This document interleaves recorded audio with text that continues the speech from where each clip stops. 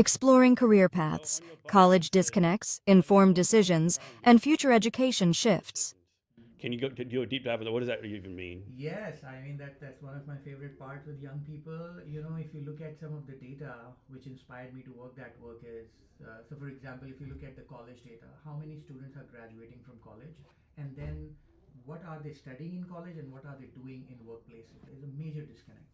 According to several data sets, anywhere between 70 to 85% of college graduates enter workplaces that has nothing to do with their major or minor. Yeah, I know me personally. Every college kid I know that graduates for 5 years, none of them are doing the degree. Like No. zero of them. And that's None a of them. problem. And that's a major problem because that's a loss of so much stuff, you know. And imagine we just don't go to college, you know, you don't just finish high school and straight go to college. You spend a lot of time in high school thinking about college, at least 1 year, 2 years, in many cultures more.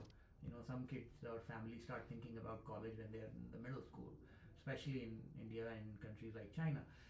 So you're thinking about college for 2 years, when you last 2 years of your high school, and then you go to college for 4 years, at least sometimes 5 years, 6 years, 8 years. But let's just take the best case scenario. You go to a college and you finish in 4 years, and you study something, and then you go to a workplace that has nothing to do with what you study. So that's a major disconnect, and that's where the informed decision making comes. And I do that by helping young people do projects, internship, introducing them to people like you.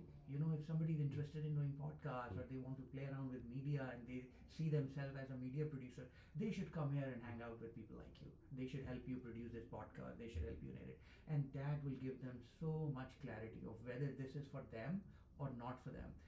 You know, because these decisions are being made very early on. The 16, 17, 18, 19 year old is deciding what he or she wants to do in life on the basis of what?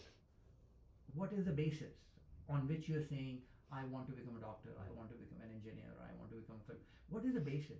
The basis is one or two courses you took, one or two classes you took, or your mom taught you something, or your dad taught you something, or you went for a boot camp, or you did some summer. That's not enough. You are exposing yourself to a very small, the length and breadth of your experience is very little. You are using it to take a very long term decision. That's the problem. You have a short term exposure and you're using it to take long term decision. That's the major problem. That's where that work comes. How do you make informed decisions? What do you do so that if you decide to study marketing, it is an informed decision? You love marketing, you go and you do well in marketing, and you stay in that career for at least for few years. I'm not saying you should marry that career. You don't have to study be in marketing for 40 years. On an average, you know, in the student advising world, there's a term called portfolio career, which basically means that on an average, a person in today's day and age does not stick with one career or two or three. It's about 7 to 10 careers in your lifetime. So when you're deciding what career you want to go in, the old style of doing it is that I have to pick one career and I'm going to stay in that career. That happened to my dad. Picked up a job and retired from that job 40, 50 years. That happened to my father-in-law. He joined Boeing, retired after 40 years.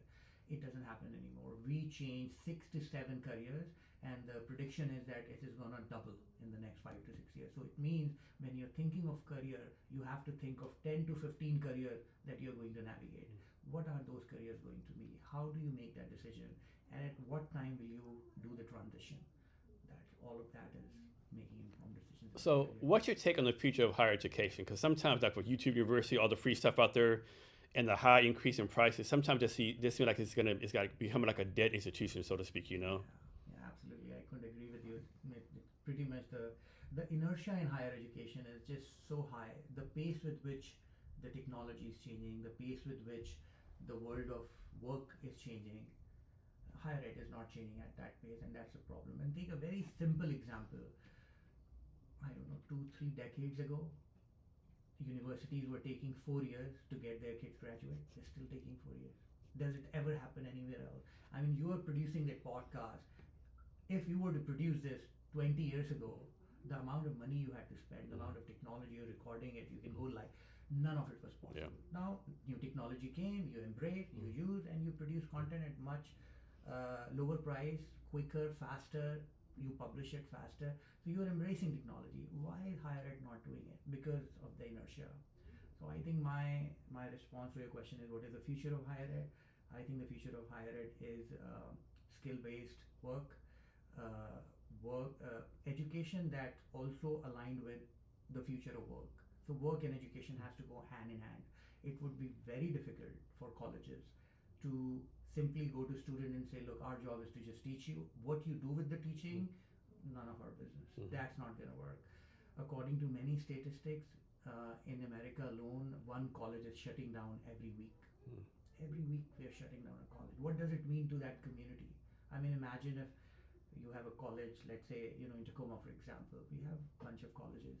Every college employs people. They support local community. It's the loss of that community because the model is bad. So it's in the interest of the higher ed to improve their model, not just for their own financial sustainability, but also for the communities they are part of.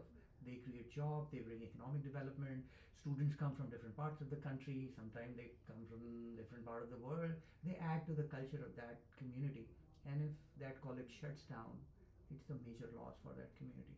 And I don't think colleges are thinking of their value in these terms. They're mostly stuck to this old idea of, we are degree giving people. You come, you enroll, you pay, and then once you're done, we'll give you the piece of paper, you're on your own. They don't have skin in the game. I think the future of higher ed or any ed is, what is often termed as revenue share agreements, which means that I am a college and I'll say, Jason, come study. You don't have to pay anything, but if we select you, come. My course is free for you. Finish it off, complete it with good grade, and pay back once you get a job. Okay. So I'm getting paid when you're getting paid, which means I'm going to do everything to make sure that what you're studying is relevant, it's aligned with the industry, and it also makes you a better ambassador of my university. So when you go out and say, I went there to that college, my brand gets promoted. More and more colleges are not doing that, and I think they will have to do it. And how does college? I'm gonna probably say this from your company, College and Branta play a role in this. Yeah, so Branta is a company. This is a consulting company that I started, and we do a lot of project-based work. College is just a trade name, but all of the project-based work is that we do is part of part of one of the programs, which is helping young people to validate what careers they want to go in. And the method we use is project. We want them to do projects. If you want to produce a podcast, go hang out with Jason, spend time with them, ask him questions. How was your first podcast? How was your 40th podcast? Where did you get the equipment? How do you upgrade your equipment? So project-based work, and then decide whether it's for you or not. Spend 2 weeks, 3 weeks with professional, and then say, no, this is not what I thought it is. Which is what happens when you graduate from college and you enter a workplace that has nothing to do with your major or minor. What you're basically saying, it's not for me. My logic is that you shouldn't take 4 years to validate. You should validate in a matter of few months. I think the best example of this is lawyers, right? I know so many people, I won't go to law school, right? They finish law school and first 2 months, oh my God, this is horrible. I wasted the last 6 years of my life. Yeah, no, that's true for law. I think is just notorious for that. And if you ask, for example, I think there was a research in one of the books, Excellent Sheep, I believe, Bill's book, in which he interviewed a whole bunch of lawyers, and I think the 55% of the bar members recommend kids not to become lawyers. Yeah, I know, right? And I think I would be surprised if doctors say the same. Yeah. But interestingly, the thing is that when you say lawyer, you're talking to a lawyer. What kind of lawyer are you talking about? It plays a role. You could have a lawyer who wanted to become a filmmaker, but was somehow decided to become a lawyer because his dad was a successful lawyer, or somebody in the family convinced that person that no, become a lawyer and you will make a lot of money, you will travel, or whatever. He got or she got sold onto this idea. So let's just say that person was not cut for law. But I have met several lawyers who love law. My goodness, they talk about law like it's a romantic film they have seen. They love it. They see social justice in it. They see history in it. They read about law all the time. They watch law related movies. Their genre is, legal thriller. They can go on and on. Yeah. You can look them in the eye and say, how much do they love what they are doing? Whereas, there are other people who just do it for the heck of it. It really depends who you're talking with. Again, it all goes down to, have you validated it? How did you know that you would become a successful lawyer? What does it take to be a lawyer? what do lawyers really do? What impact do they make? I don't think young people really think too much about it.